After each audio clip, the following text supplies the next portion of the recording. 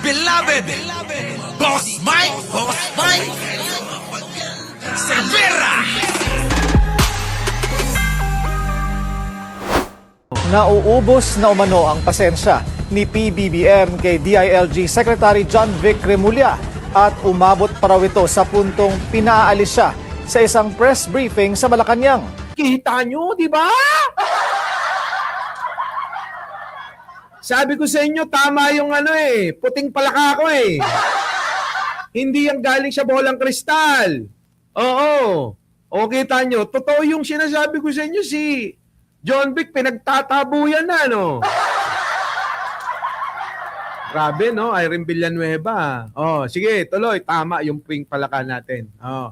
Angel Esteron. Oh. Ito'y matapos matakasan si Remulla ng ilang hype.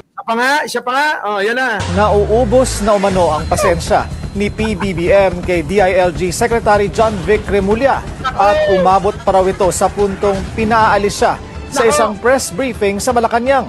Ito'y matapos matakasan si Remulla ng ilang high-profile fugitive. Kabilang dyan si Senator Bato de la Rosa na wanted ng ICC, si Charlie Atong Ang na tinuturong mastermind sa missing Sabongeros case, si former Duterte spokesperson Harry Roque na wanted dahil sa Pogo fiasco, at si resigned Congressman Zaldico, isa sa key figures ng flood control scandal. Ayon sa informant ng Billionaire News Channel, kinokonsidera na ng Pangulo na ibalik sa pwesto si dating DILG Chief Benher Abalos. Pero tila malakas umano ang kapit ni Secretary John Vic sa pwesto dahil sa kapatid niyang si Ombudsman Boying Remulla. Kita nyo, no? Leonora Brown. Sino mga nakakinig sa akin nung isang linggo pa yata ito eh. Tama ba mga kababayan? Nung isang linggo ko pa sa inyo chinichika si John Vic Remulla, Rose Agsalut, Edelberto Tugabas. Sino nakapanood nun? Luisa Macmillan. Yan, nanonood from Alaska. Lamig dyan. 2 weeks na. Kita mo! Ang tagal na pala na itong chika natin na to. Kita nyo, lumabas na ang totoo. Ang kapal din ng apog no? Kurt Juco. Ipalit na si Sentry kay John Wick. Oo nga. Pinky May, Chanel Paris, Annalyn. For delicadeza, yun na nga yung sinasabi ko. For delicadeza na sana, John Vic Remulla, boss amo, mag-resign ka na. Magpapalit ka na. Buti. Pinapanalangin ka namin, Leonora Brown, baka akala mo. Ayan na, I'm back na daw. Okay na daw yung pakiramdam ni Leonora Brown. Ganon talaga eh. Ako nga, alam nyo, mga 3 araw na akong hindi okay. Kaya lang ang medicine na ginagamit ko, yung pakikipagkwentuhan sa inyo at least sa isang araw, Malaking bagay mga kababayan eh. Oo, malaking bagay itong ginagawa ko. Nalilibang ho ako. Sobrang libang ko rito. Di ba? At hindi tayo ano ba tawag doon sa limot-limot? Yung bang, Alzheimer, Hindi tayo magkaka-Alzheimer kasi yung ating utak, gumagana sa pamamagitan ng pakikipagtalastasan sa inyo, mga kababayan. Ganon pala yun. Oo. Di ba? Maganda Maganda sa kalusugan. So ngayon, mga kababayan ko, kung talaga, mga kababayan, hindi na lang ho ako yung nagsasalita, Hindi na lang, dementia pala yun. Hindi na lang ho ako yung nagsasalita rito, Kung hindi, pati yung Billionaire News. So, ibig sabihin, totoo yung ating nababalitaan, yung ating pink palaka, o Catherine Galpo, nako, mayroon. Kaso lagi kang wala kaya hindi mo alam eh. Di ba mga kababayan, So, ibig sabihin, talagang kalat na ito kasi umabot na ho sa Billionaire News Channel eh. Kalat na ho na talagang si John Vic Remulla, mga kababayan ko, ay ayaw na ni Pangulo. Dismayado, Boss Mike, di ba may death threat ka? Doon ka magtago sa pinagtataguan ni Bato. Yun na nga eh, nahanap ko nga kung saan eh. Doon na rin ako magtatago. Sabay kaming dalawa. Oh, 'di ba Maria P. Palisio ano? Ha? Arwin Lucre. Oh, Dimple Smirnov. Kaso wala mga kababayan eh. Sabi rito, talagang ang tinitignan na lang mga kababayan si Boyeng Remulla. Parang yun na lang ang tinitignan talaga. Oo, 'di ba, Jobro ano? Wala eh. Anong gagawin natin diyan? Alangan naman na pilitin natin ano? Sabi rito mga kababayan eh, kita nyo ha, sabi rito, pinagtatabo yan eh. Oh. Nauubos na umano ang pasensya ni PBBM kay DILG Secretary John Vic Remulla. Kita nyo, nauubos na daw ang pasensya ni Pangulong Bongbong Marcos dito kay John Vic Remulla. At umabot pa raw ito sa puntong pinaalis siya sa isang press briefing sa Malacanang. Kita nyo? At pinaalis sa isang press briefing. Oo, sabi nung pagkakatanda ko, pati rin daw sa cabinet meeting Pati din daw sa cabinet meeting pinapaalis siya. Grabe. Kung ganyan mga kababayan kayo. Elvira Garcia, Maria P. Palisio, Kuya Maki. Kayo ba? Hindi ba kayo mahihiya niyan?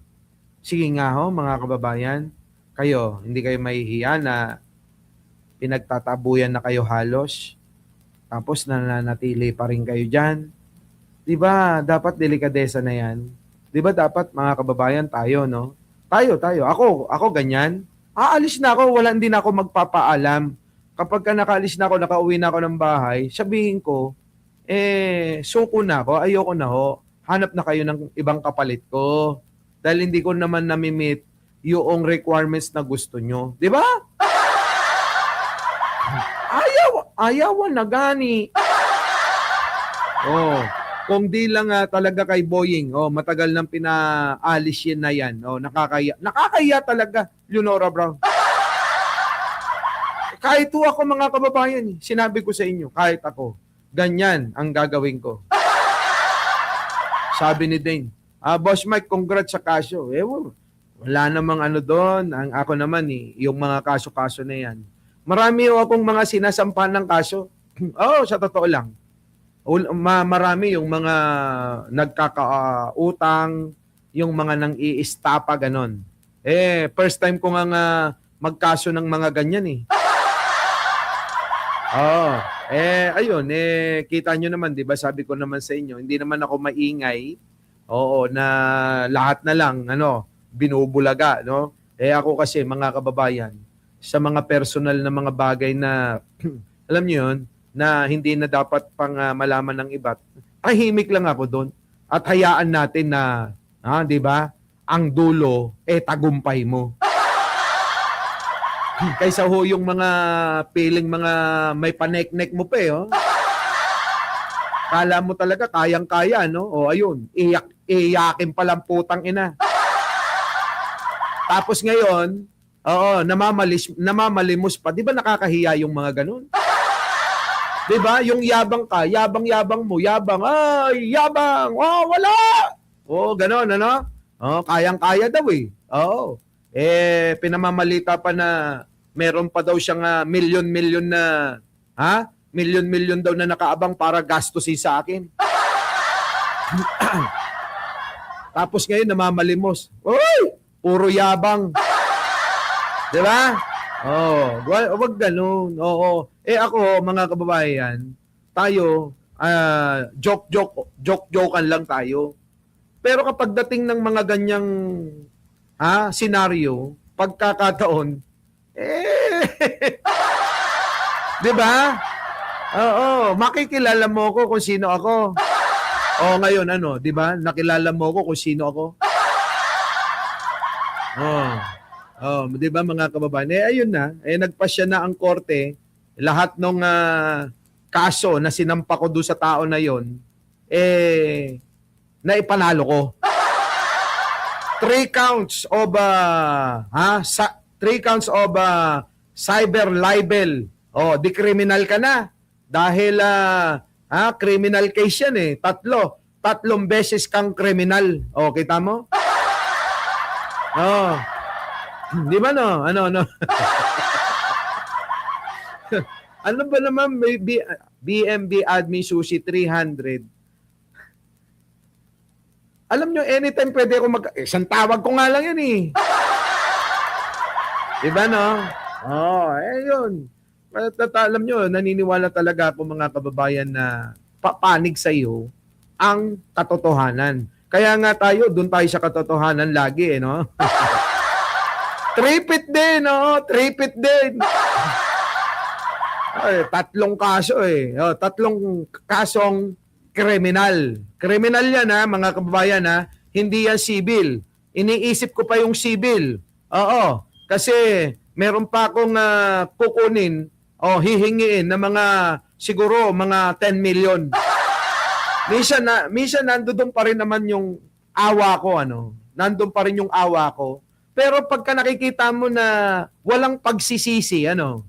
Pag nakikita mo na mayabang pa rin, parang hindi niya deserve yung awa ko no? Di ba? Yan mga kababayan. Baka akala'y pinal na. Hindi pa ho mga kababayan pinal yan. Sa parte ko, pwede pa ho ako na habulin yung aking gustong habulin. Kaya lang sinasabi ko nga, sabi ng abogado ko, teka muna, pwede pa tayong magmosyon kasi yung 10 million na kailangan mong kunin, dito nga lang sa 300, namamalimos na. Diba? Paano naman yung Leonora Bron, 10 million, paano pa niya kukunin yan? Di makukulong na habang buhay yan. Kanino niya naman ipang lilimos yun? Biruin mo, kriminal ka, nanlilimos ka. Diba? Paano yun? Kapag sabi ng abogado ko, wait lang, magpapile tayo ng motion para ibuksan natin yung claim natin. Kita nyo? Alam nyo, sabi ko, pag-isipan ko muna. Kasi nakakaawa rin eh. Mga kababayan, tao ako, di ba? Tao ako, hindi ho ako katulad nila. Kung sila, mga kababayan, mga mukha ng mga hayop, tayo mga kababayan, taon-tao tayo eh. 'Di ba? Taon-tao tayo. 'di ba? Hindi ko pa nakukuha yan yung mga attorney's fee, yung mga abala, yung aking daños perjuicios. 'Di ba? Kaya tama na. Isang ko na lang ito isang warning ko na lang ito. Subukan mo ako uli. 'Di ba? Pagka ewan ko sa inyo. Diba, Dr. Alec, Dr. Nandito na naman yung pants ko. Alam nyo, sa totoo lang, si Leon Guerrero, pants na pants ko yan.